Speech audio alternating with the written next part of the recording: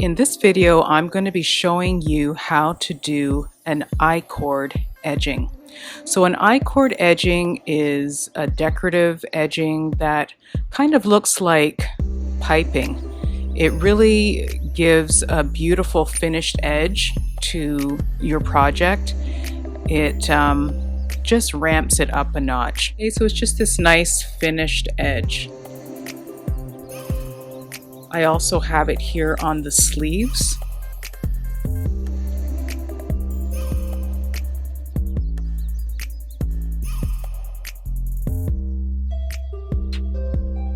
So you can just see what a beautiful finish that adds. It's really nice. So I'm going to demonstrate how to do that on the bottom edge of this sweater. So you'll notice too that this sweater has slits at the side. And so I'm going to be carrying that I-Chord edge all across the bottom.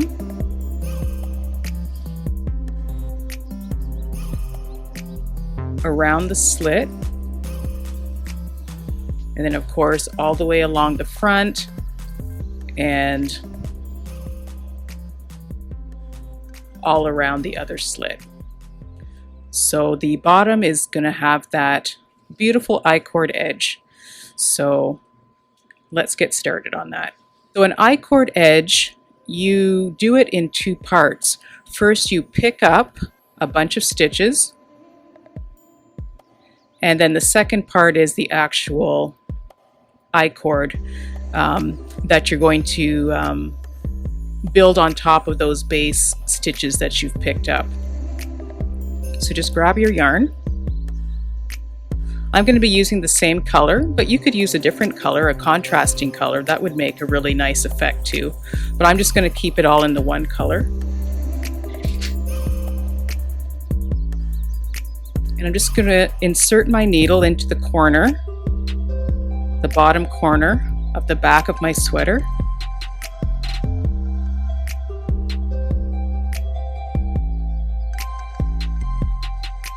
To pick up and knit the first stitch. So hopefully you saw what I did there. So all I'm doing is these bind off stitches that you can see, I'm just picking up each of those and knitting it. That's going to make it really easy. Now your pattern will probably tell you how many stitches to pick up and knit, but this is going to be a simple guide for me. So I'm just inserting my needle into the bound off edge and then picking up and knitting that stitch. So again, in each of these, or actually I should say, this is not my bound off edge, this is my cast on edge. So this is where I started.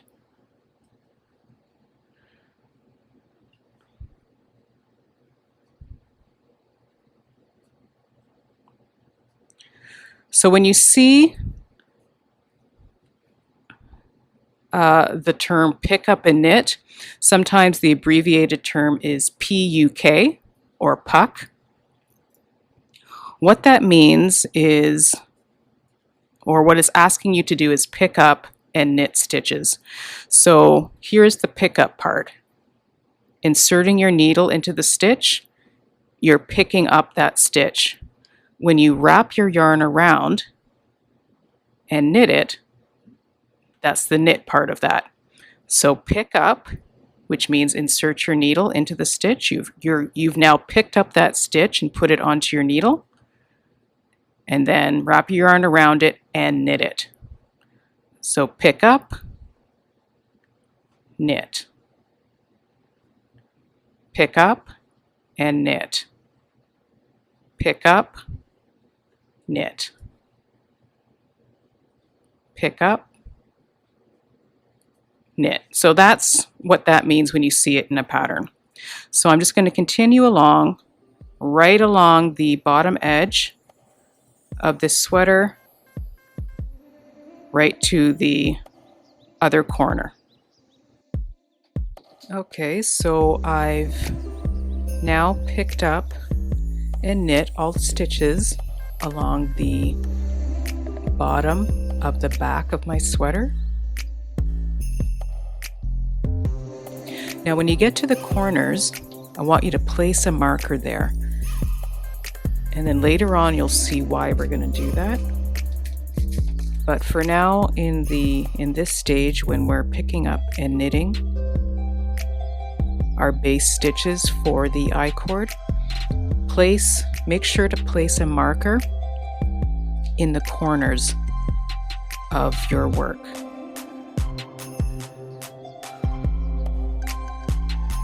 And then I'm just going to continue down the slit here. I'm going to continue to pick up and knit stitches, and then up the other side of that slit.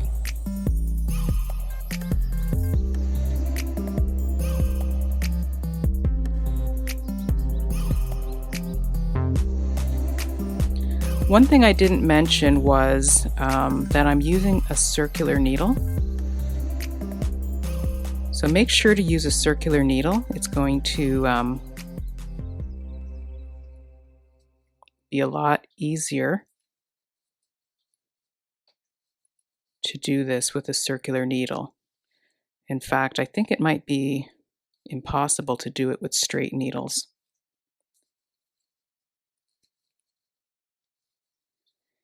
And because of the amount of stitches that we're going to be picking up, this is a big sweater and we're going around the whole circumference of the sweater.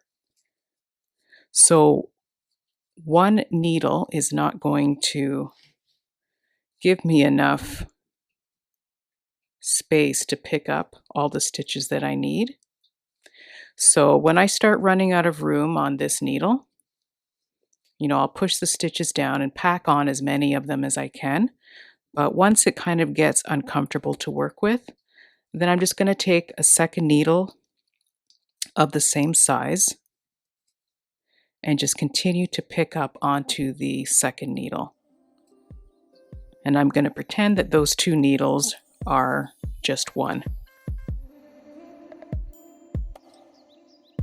I'll show you what I mean when I get to the point where I think I'm going to need to use a second needle. You can see here that I've almost reached the corner section of the V, or the slit that's on the side. So as I've mentioned, we're going to be placing markers in any corner that we come across.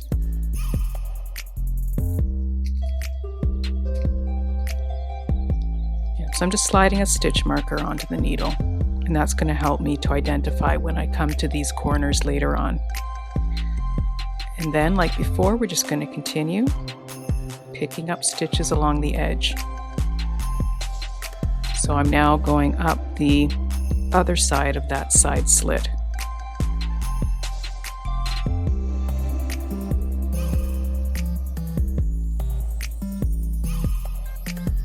So what I've done so far,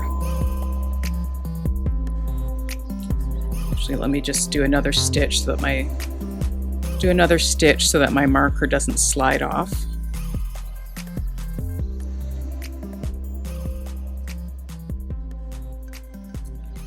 Okay, so you can see here how many, I've got a lot of stitches on this needle. Incidentally, this is a 5mm needle, 80 centimeters long.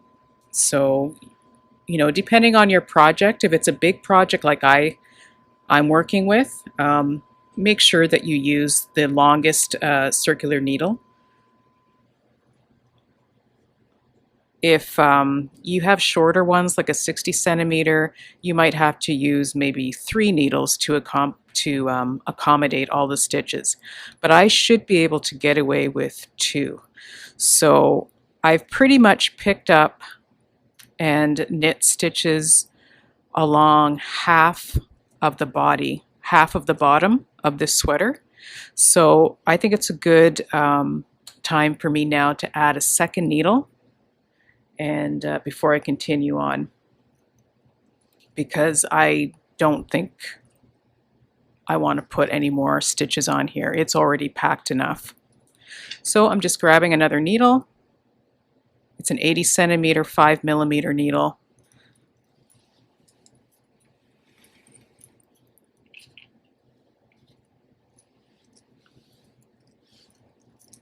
And I will just continue picking up and knitting the stitches onto this second needle.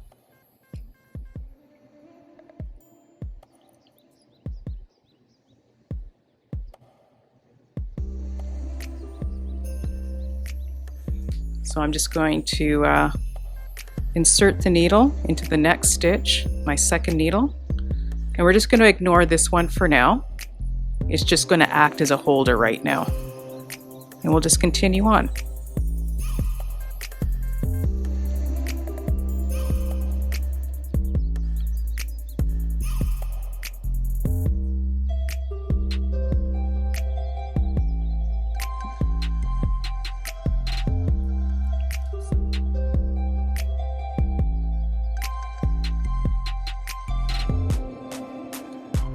So now we're ready to actually start doing the I-Chord part.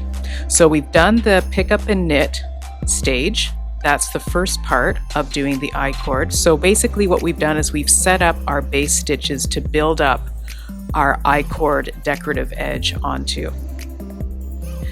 So this is the corner that I've finished. I don't need to mark this corner because I don't need to mark the last corner because it's going to be quite apparent where that is. And we're not going to have to deal with it until we've actually gone around the whole sweater again.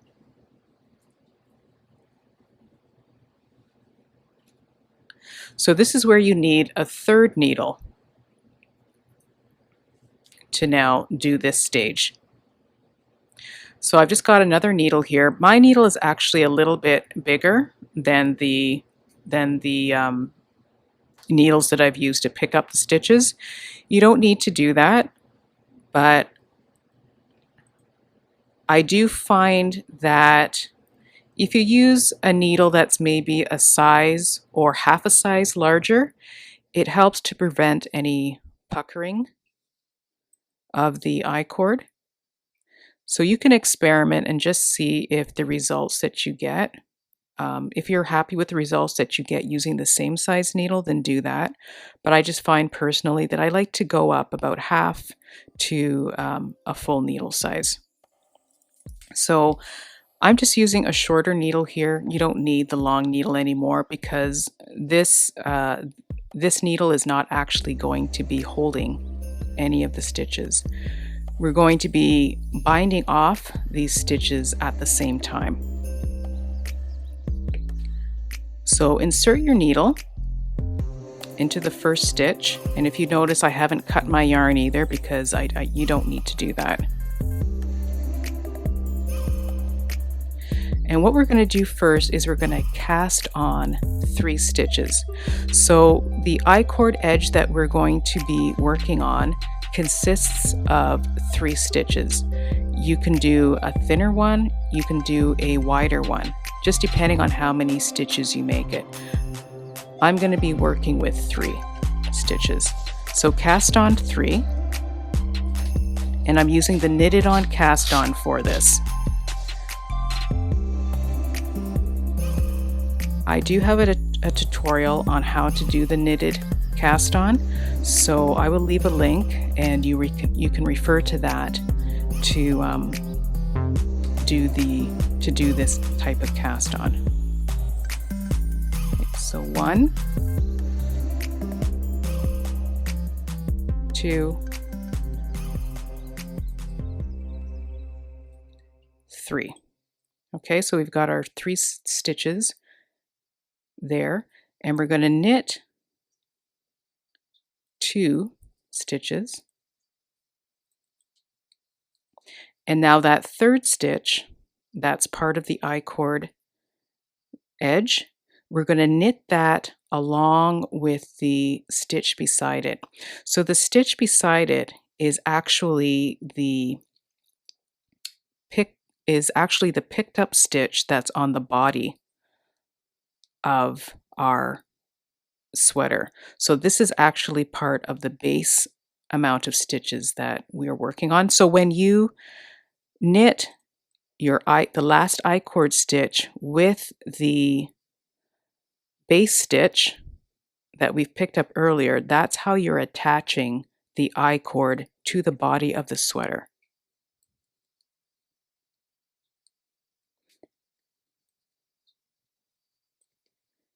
Okay, so when you've done that, then you need to slide all 3 stitches back on to the left-hand needle. So I'm going to do this a few times just to make it clear.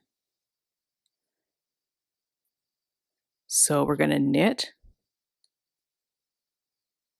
2 of the 3 stitches that we of our I-cord, and then the 3rd stitch we're going to knit that together with the stitch that's next to it, and that's going to be the base stitch that we picked up earlier. Now I didn't mention, but it's actually good to knit those 2 stitches together through the back leg of the stitch. It just helps to create a neater finish. It doesn't leave any holes or gaps because you're kind of twisting those stitches together. Trust me, it just makes a nice cleaner look. So we're going to slide those 3 stitches back onto the left needle and repeat. So we're going to knit 2,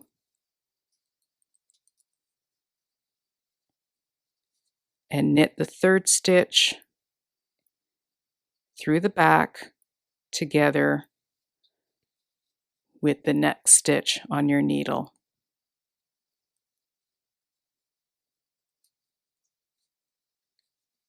And pull them off the needle. So you can start to see we've got this bit of I-cord that's starting to form.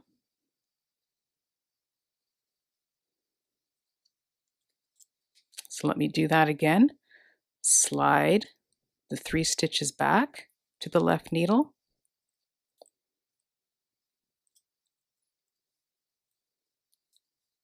Knit 2. Knit the 3rd one along with the next stitch. Knit them together through the back legs of the stitch. Slide all 3 back to the left-hand needle. I'll do this a few more times.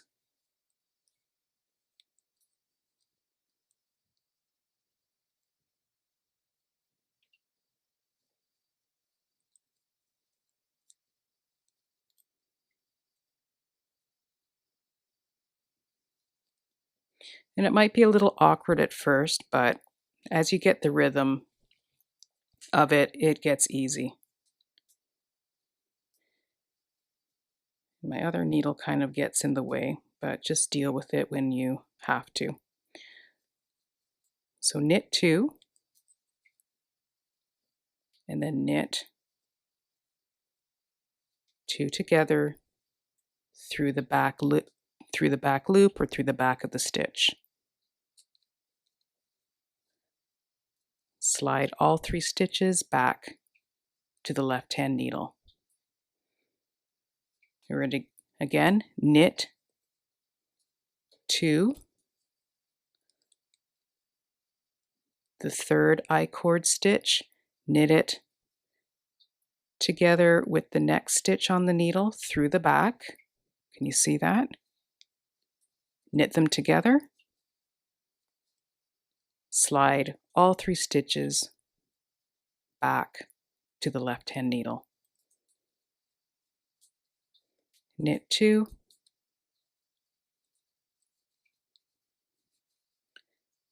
knit the 3rd through the back along with the next stitch, knit them together, slide all three to the left hand needle. Ever so often, just give your work a little tug to stretch out those stitches because they kind of get bunched up a bit, and then you can see that beautiful edge that's forming. Isn't that nice? So you're just going to continue to do this all the way around until you come to the marked stitches, the marked corners. So when I get to that, I'm going to show you how to deal with the corner stitches. We're just going to do something just a little bit different, just to ensure that the I-Chord turns around those edges nicely and doesn't make our work pucker. This is the progress I've made, and you can just see how nicely that I-Chord finishes off the edge. So this is the back of my sweater, the back of the bottom edge, and I'm now just about to come to my first marker, or the first corner. So I'm going to show you how to turn that edge, or how to knit the I-Chord around that edge so that it just goes around the edge nicely without being too tight and potentially puckering the fabric. Knit two, knit that stitch through the back, knit them together, and slide them onto the left hand needle. So you can see here we've come to the marker, and so this is where this marker is marking a corner. So let me just show you what we do a little bit different to deal with those corner stitches. So we're going to do the same thing. We're going to knit the stitches. Now, instead of knitting this next stitch instead of knitting the third stitch with the picked up stitch, we're just going to knit it regularly. Okay? And then slide those 3 stitches back onto the needle. So what we've done is we've skipped the part where we knit that last stitch together with the next stitch. And what we're doing is we're just creating an extra row. So we're just creating just a little bit of extra fabric to wrap nicely around the corner. So once we've done that, then we do the next row normally. So we'll knit the 2 stitches, and then this stitch we will knit this stitch with the next stitch together. So what I should have done was slip this marker. So let me just get that off. Okay, and now I'll complete that. So we're going to knit through the back of that loop, through the back of the next stitch, knit them together,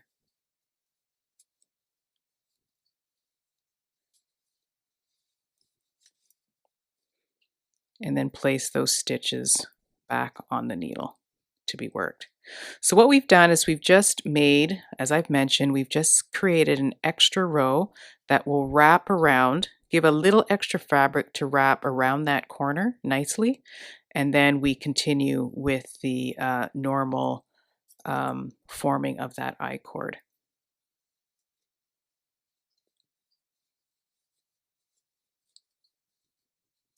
And you'll see when you have all the corners completed, you'll see that doing just that little extra row really makes a difference.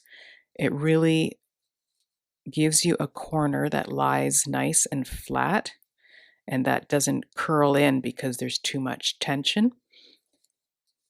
That little bit of extra fabric that you knit, that extra row, without joining it to the body of the sweater, allows that I-cord to turn around that corner nicely.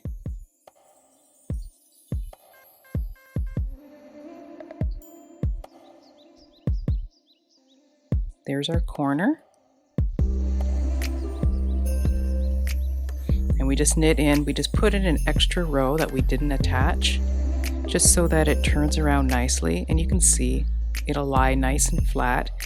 It won't pull in and turn this corner in because there's not enough fabric, which is what would happen if you didn't do that. It just looks really nice.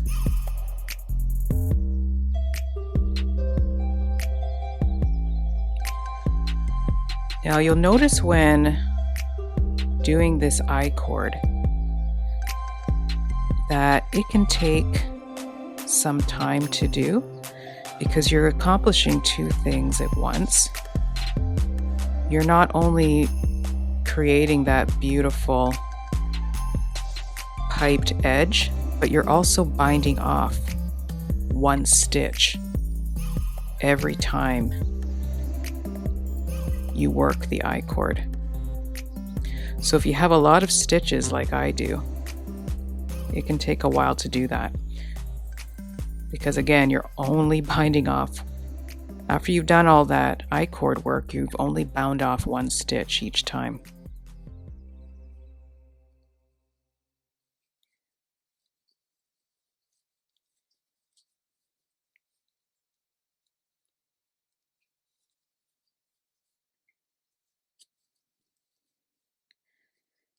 Okay, we've got one more to go.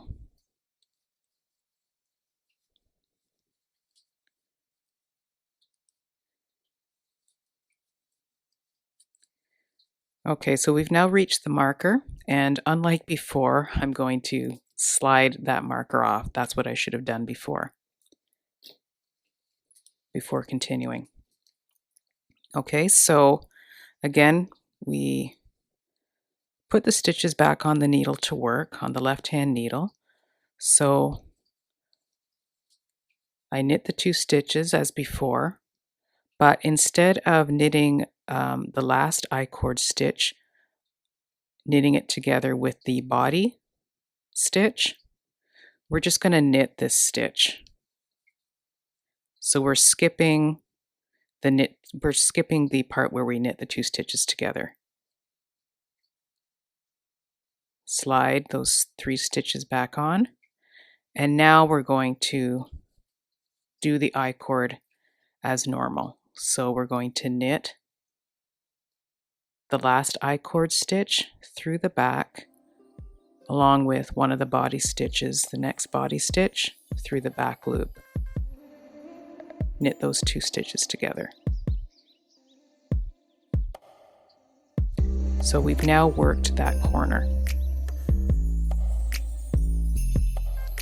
So this is the side slit, a little bit hard to see. Okay, so now that I-cord has now gone nicely around the inside of that slit in the sweater.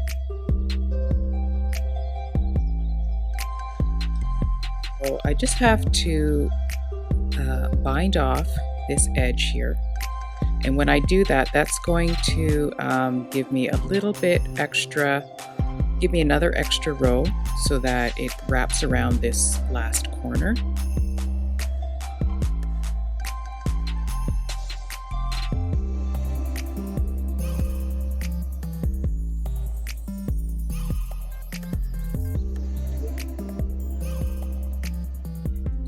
So I'm sure that you know how to bind stitches off.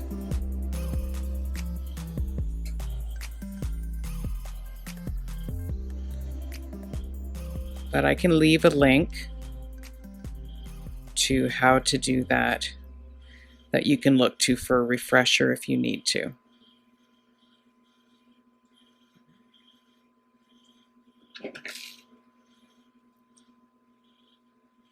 So I'm going to leave a little length of tail here because I'm going to use that to sew it together. So I'm just going to pull that through. So I've now bound the edge off here, and I'm going to take this edge, this bound off edge, and I'm going to sew it to that corner there. And that's going to finish off our I-Chord edge. And I'm just going to use a simple mattress stitch. If you don't know what the mattress stitch is, I will also link a video to that.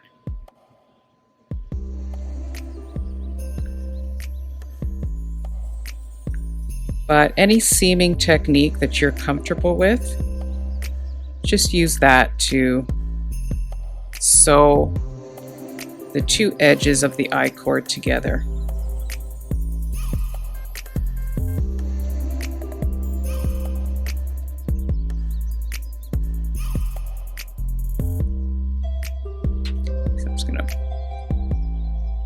So there we go. See, that looks good. Now I'm just going to quickly